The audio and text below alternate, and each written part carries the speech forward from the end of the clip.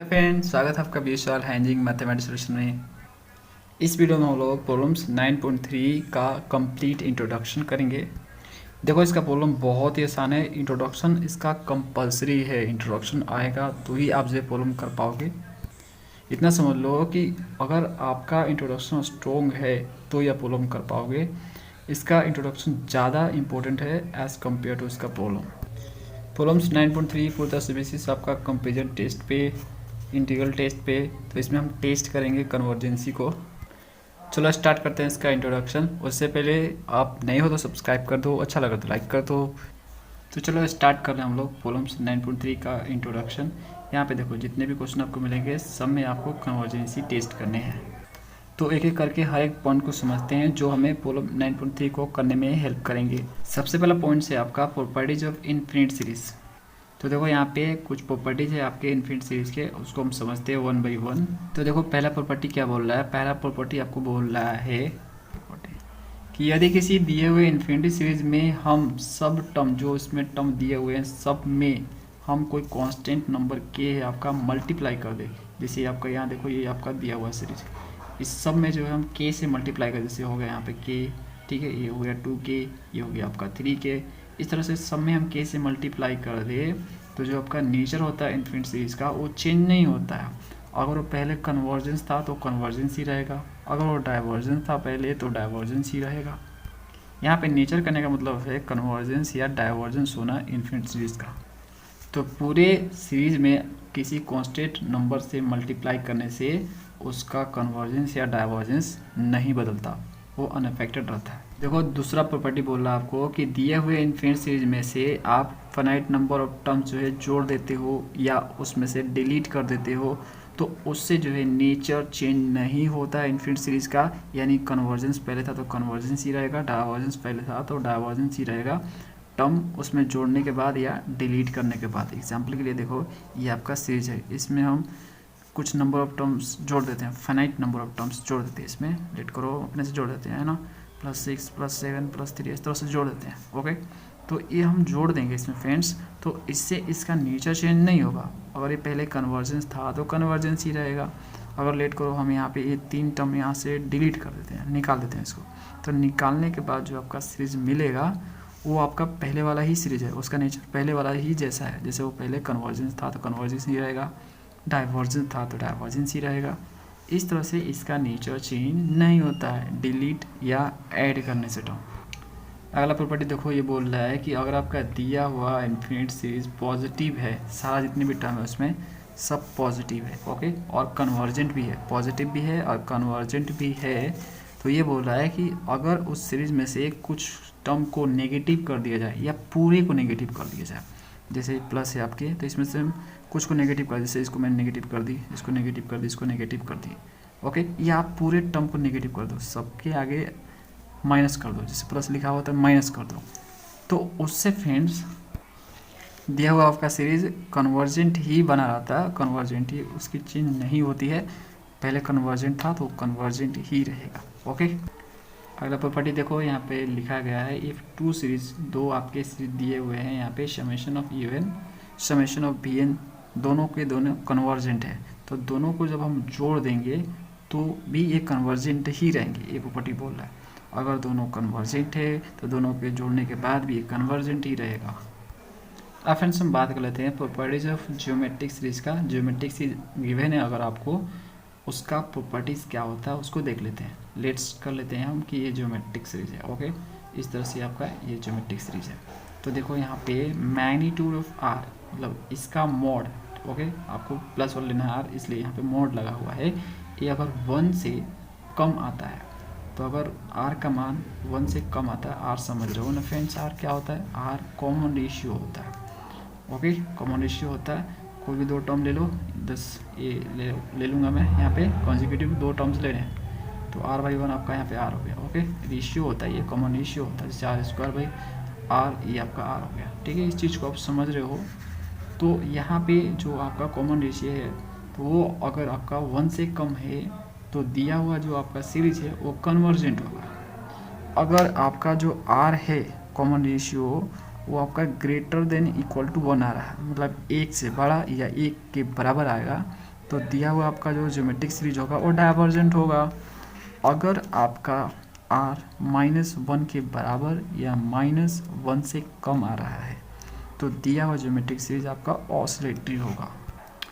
अगला टर्म समझते हैं यहाँ पे पॉजिटिव टर्म सीरीज। ये क्या होता है, तो देखो इसमें इसका डेफिनेशन लिखा गया है कि इन्फिनिट सीरीज में कुछ नेगेटिव टर्म्स के बाद सारा पॉजिटिव टर्म्स आ जाए तो उसको हम बोलते हैं पॉजिटिव टर्म सीरीज।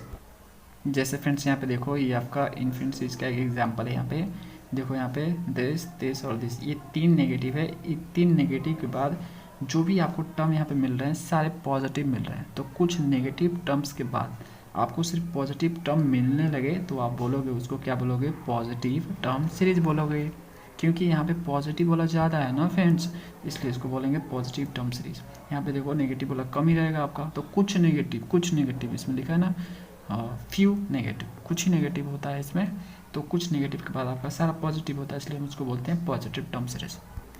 यहाँ पे देखो एक नोट लिखा गया है, by omitting the negative terms.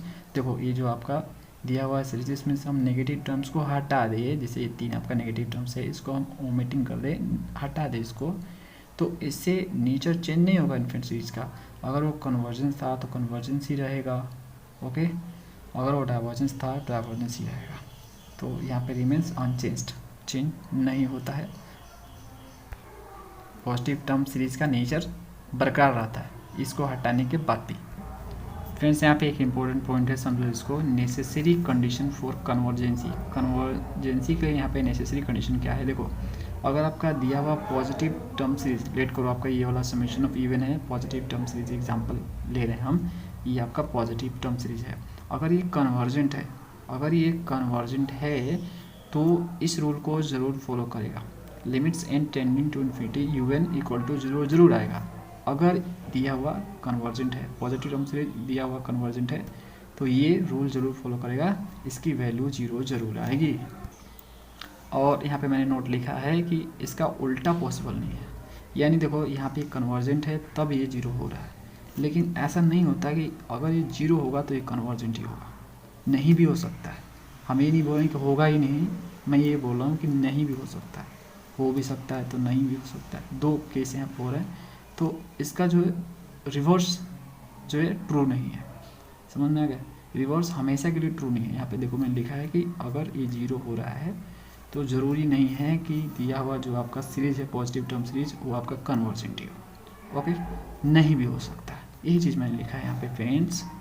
यहाँ पे देखो मैंने लिखा है यहाँ पे कि जो ये वाला है limits n tending to infinity UN equal to 0 is necessary condition है, यहाँ पे लिखा भी है मैंने नेसेसरी कंडीशन फॉर कन्वर्जेंसी।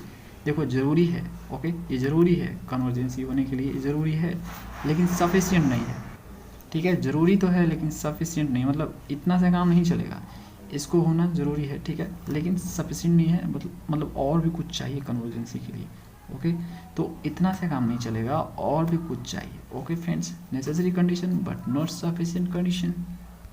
अब देखो फ्रेंड्स अगला नोट में मैंने लिखा है यहाँ पे, if limits n tending to infinity UN not equal to 0 आ रहा है, यहाँ पे देखो 0, और अगर आपका यहाँ पे नॉट इक्वल टू 0 आ रहा है, कोई और आ रहा है, यहाँ पे कोई नंबर्स आ रहा है, ओके, तो सीरीज जो होगा आपका, ये जो सीरीज है आपका समेशन ऑफ इवन, वो डाइवर्जेंट होगा, मस्ट भी डाइवर्जेंट, मतलब डाइवर्जेंट होगा ही होगा।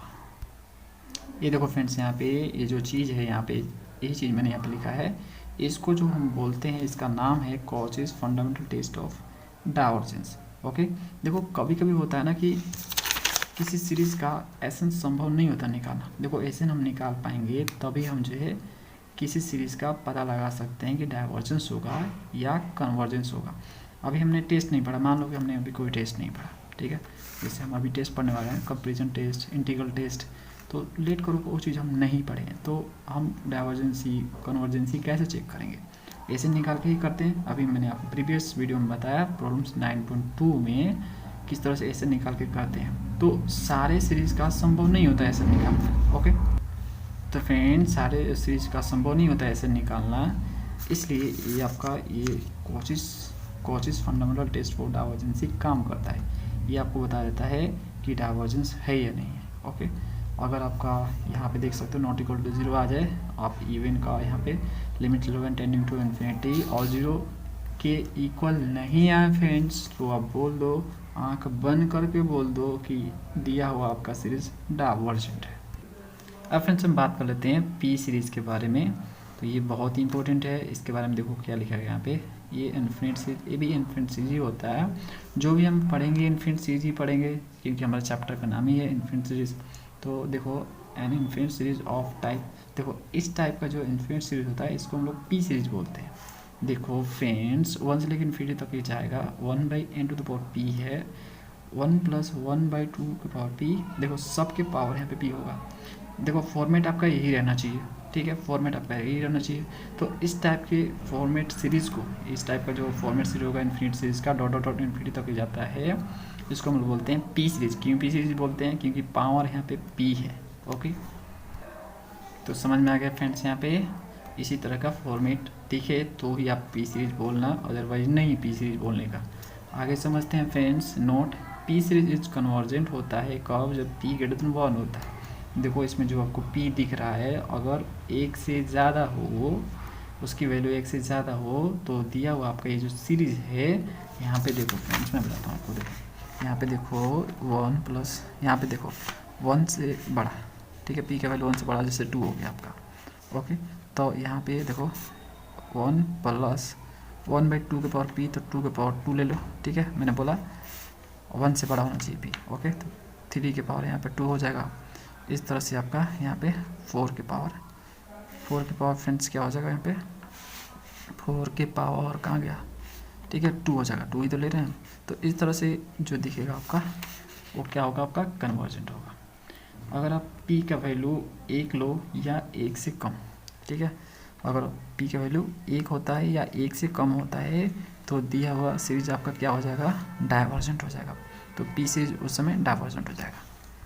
तो फ्रेंड्स यहाँ पे कन्वर्जेंट एंड डाइवर्जेंट डिपेंड करता है p के वैल्यू पे। ओके, इस चीज़ को आप माइंड में रखना फ्रेंड्स, भूलने का नहीं, क्योंकि इसी पे आपके क्वेश्चन आएंगे जब हम ये टेस्ट करेंगे, कंपैरिजन टेस्ट, ठीक है। तो इस चीज़ को आप थोड़ा सा माइंड रखो, 2 चीज़ें आपको याद रखनी है, तो इतना रख सकते हो फ्रेंड्स। अब हम आते हैं आगे कंपैरिजन टेस्ट के बारे में, ठीक है। कंपैरिजन टेस्ट क्या है फ्रेंड्स? कंपैरिजन टेस्ट के बारे में देखो यहाँ पे लिखा है use for the convergency and divergency test. तो ये कन्वर्जेंसी और डाइवर्जेंसी पता लगाने के लिए यूज किया जाता है कि आपका दिया हुआ सीरीज कन्वर्जेंसी में है कि डाइवर्जेंसी में है, कौन सा नेचर फॉलो कर रहा। तो देखो यहाँ पे लिखा गया friends, if 2 positive term series, आपके 2 पॉजिटिव टर्म सीरीज दिए गए हैं। देखो इसके बारे में कैसे काम करता है, ठीक है, ये देखो कैसे आपको कंपेरिजन करके दो पॉजिटिव टर्म सीरीज का कंपेरिजन करके किस तरह से आपको बता देता है आसानी से, बहुत ही आसानी से, कि दिया हुआ सीरीज आपका कन्वर्जेंसी है या डाइवर्जेंसी, ठीक है। ये आपको आसानी से बता देगा। देखो कैसे बताएगा, तो देखो यदि आपका 2 पॉजिटिव टर्म सीरीज है, summation of even summation of v इस तरह से है। देखो पहला केस, इसमें 2 केस बनेंगे, एक कन्वर्जेंसी के लिए, दूसरा आपका डाइवर्जेंसी के लिए। तो पहले हम डाइवर्जेंसी के लिए समझते हैं। कैसे आप पता करोगे 2 सीरीज को कंपेयर करके कि डाइवर्जेंस है या कन्वर्जेंस है? तो पहले हम डाइवर्जेंस पता करते हैं। तो देखो यहाँ पे देखो पहला केस में, देखो केस 1 हम डिस्कस कर रहे हैं, तो उसमें कंडीशन 1 होना चाहिए आपका जो यूएन है आपको greater than equal to v n होना चाहिए। देखो ये आपका यूएन जो है आपको गिवन रहेगा क्वेश्चन में, ठीक है। सिंपली आपको क्वेश्चन में यूएन निकाल लेने हैं। गिवन रहने का मतलब है कि देखो आपको सीरीज गिवन रहेगा। क्या गिवन रहेगा फ्रेंड? जैसे 1 + 3/2 कुछ भी दिया रहे, मतलब एग्जाम्पल के लिए मैं आपको बता रहा हूँ, यहाँ पे कुछ भी दिया रहा है, ठीक है, दिया रहे, इस तरह से आपको सीरीज गिवन है। तो इसमें से आपको इवन निकाल लेने हैं। ओके, तो इवन इसका मतलब क्वेश्चन में मिल जाएगा आपको, ठीक है, क्वेश्चन में मिल जाएगा आपको, क्वेश्चन से आपको इवन मिल जाएगा। तो ये चीज़ें तो गिवन रहेगी, है ना। ये वी एन आपको गिवन नहीं रहेगा। आप वी एन जो है सीरीज से नहीं निकाल पाओगे, आपको इवन से निकालना पड़ेगा। मैं आपको बताता हूँ, अभी समझो इसको ध्यान से। तो देखो पहला आपका यहाँ पे कंडीशन है कि जो इवन है ग्रेटर देन इक्वल टू आपका वी एन होना चाहिए। ओके, मैं बात कर रहा हूँ डाइवर्जेंस के लिए, ठीक है, डाइवर्जेंसी के लिए बात कर रहा हूँ। तो ये पहला कंडीशन है। यहाँ पे देखो लिखा मैंने first find v n by even. तो आपको वी एन फाइंड कर लेने हैं। कैसे फाइंड करोगे? इवन से फाइंड करोगे। जब हम क्वेश्चन करेंगे तो वहाँ पे समझ जाएंगे वी एन हम कैसे फाइंड करेंगे। चिंता मत करो, वी एन निकालना बहुत ही आसान काम है। ओके, तो हम वी एन फाइंड कर लेंगे इवन से। तो ये पहला कंडीशन होना चाहिए। दूसरा condition, summation of v n is divergent होना चाहिए, ठीक है। डाइवर्जेंसी होने के लिए आपका जो समेशन ऑफ वी एन है, ओके, यहाँ पे जो वी एन आपने फाइंड किया है, जो ये जो वी एन है यहाँ पे जो कि इवन से लेस है, कम है, तो ये आपका डाइवर्जेंट होना चाहिए। ओके, ये डाइवर्जेंट होना चाहिए। और डाइवर्जेंट कैसे पता करोगे डाइवर्जेंट है भी कि नहीं है, तो ये पता करोगे पी सीरीज टेस्ट है।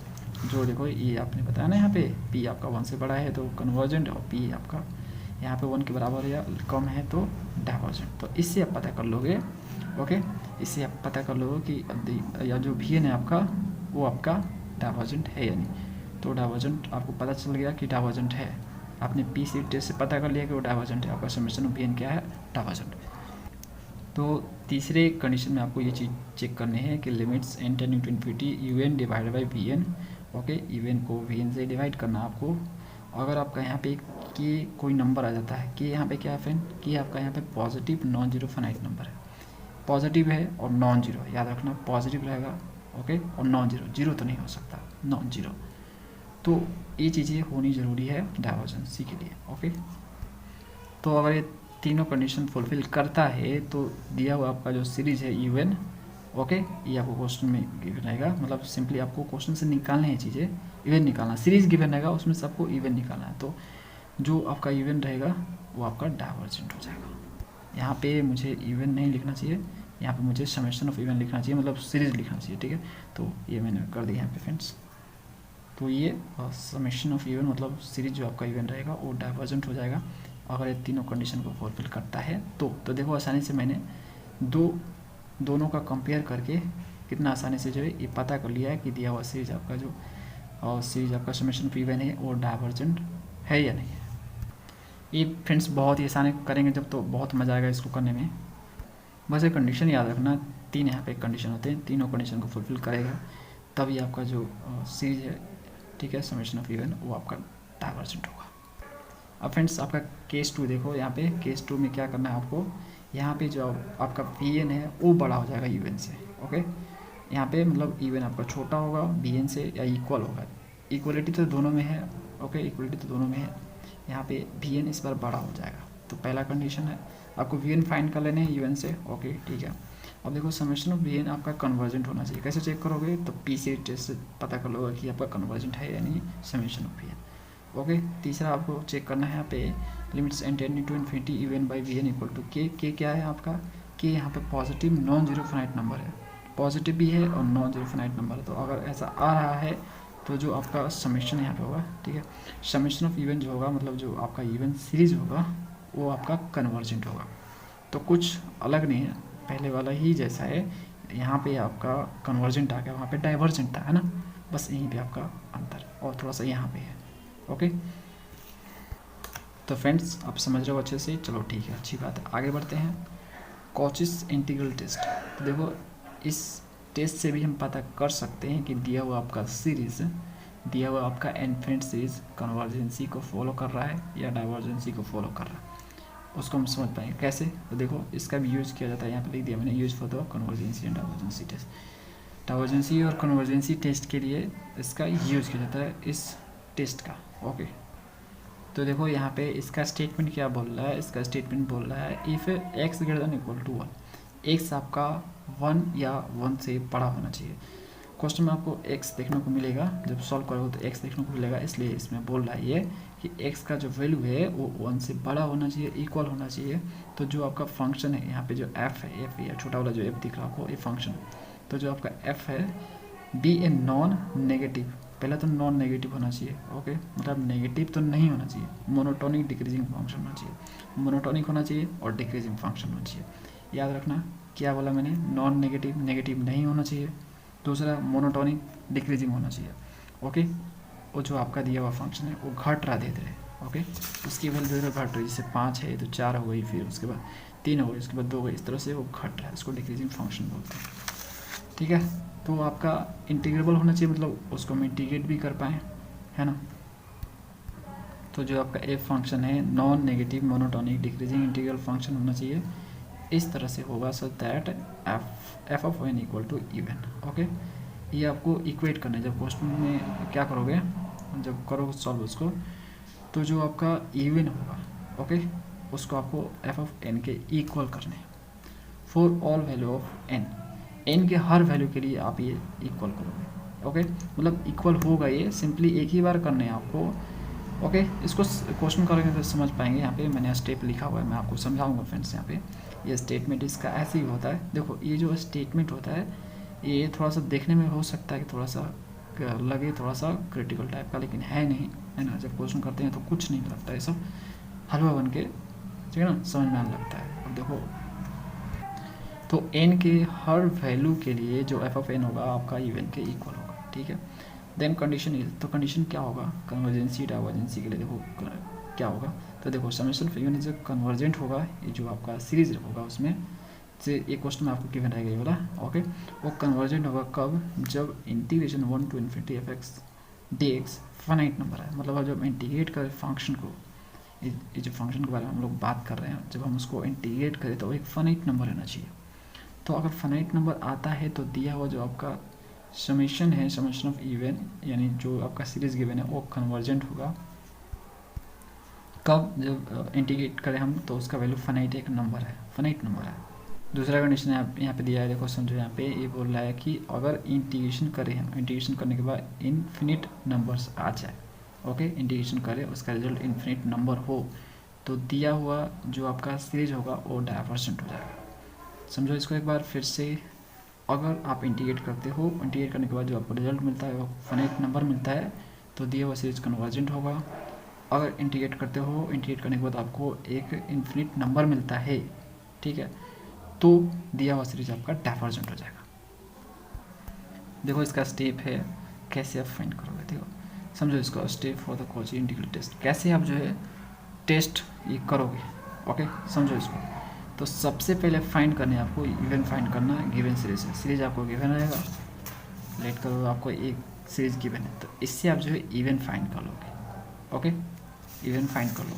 इवन फाइंड कर लिया आपने, स्टेप 2 पे आ जाना। स्टेप 2 में आपको फाइंड करना है लिमिट ऑफ एन, एन का लिमिट फाइंड करना है। देखो यहाँ पे जो लिमिट आपको दिख रहा है 1 से लेकर इन्फिनिटी, ये एक्चुअल में एन का ही लिमिट है, क्योंकि यहाँ पे देखो एन, देखो यहाँ पे f of n u n के इक्वल आ गया। ओके, तो जो आपका एक्स का लिमिट है वही आपका एन का लिमिट है, मतलब एन और एक्स आपस में बराबर हो गए ना फ्रेंड्स। यहाँ पे देखो दोनों जब इक्वल हो गए तो बराबर हो गए। ओके, हम एन की जगह पे ही एक्स पुट करेंगे, जो एन है उसकी जगह पे हम एक्स पुट करेंगे, तो जो लिमिट एन का होगा वही एक्स का लिमिट होगा। तो देखो यहाँ पे 1 से लेके इन्फिनिटी, 1 से लेके इन्फिनिटी तक लिमिट है, ये 2 से लेके भी हो सकता है, ठीक है, ये 2 से लेके भी आपका यहाँ पे इन्फिनिटी लिमिट हो सकता है, 3 से भी इन्फिनिटी लिमिट हो सकता है, ठीक है। तो आपको लिमिट फाइंड कर लेने हैं एन का। क्या फाइंड करना है, एन का लिमिट, स्टेप 2 में। उसके बाद आपको इवन एफ एन के इक्वल करने हैं, दोनों को इक्वल पुट कर देना है आपको, और एफ एन की जगह पे आपको यहाँ पे एक्सपोर्ट करना है। यहाँ पे फ्रेंड्स ये होगा ब्रैकेट, ठीक है। तो एफ ऑफ एन की जगह पे आपको क्या पुट करना है, एफ ऑफ एक्स पुट करना है, मतलब एन की जगह पे सिंपली आपको एक्सपोर्ट कर देना है, जहाँ जहाँ एन होगा वहाँ पे आपको एक्सपोर्ट कर देना है। तो जो एन का लिमिट था अब वो एक्स का लिमिट हो जाएगा। ओके, उसके बाद आपको इंटीग्रेट कर देने हैं एफ ऑफ एक्स को, आप फंक्शन को इंटीग्रेट कर दोगे। जब आप जो है एन की जगह पे एक्सपोर्ट करोगे तो आपको एफ ऑफ एक्स फंक्शन मिल जाएगा, उसका आप इंटीग्रेट करोगे एन का लिमिट रख के, क्योंकि अब एन का लिमिट अब एक्स का लिमिट हो गया, क्योंकि एन आपका एक्स के इक्वल हो गया, तो जो आपका लिमिट एन का था वो अब एक्स का हो गया। ओके, तो लिमिट पुट करके आप इसको इंटीग्रेट करोगे।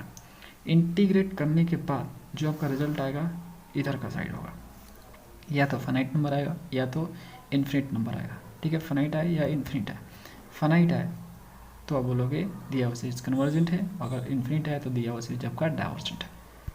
इस तरह से ये टेस्ट आपका 5 स्टेप में कंप्लीट हो जाता है।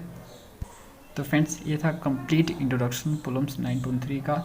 मिलता है नेक्स्ट वीडियो में। पेटर वैसे समझ में आएगा, प्रॉब्लम दम तपा तोड़ करते ही जाएंगे, ठीक है। इसको थोड़ा सा माइंड में रखना, इसका नोट्स बना लो और एक बार रिवाइज करो, नेक्स्ट डे आपको मिल जाएगा वीडियो प्रॉब्लम्स के ऊपर। मिलते हैं नेक्स्ट वीडियो में। Thanks for watching.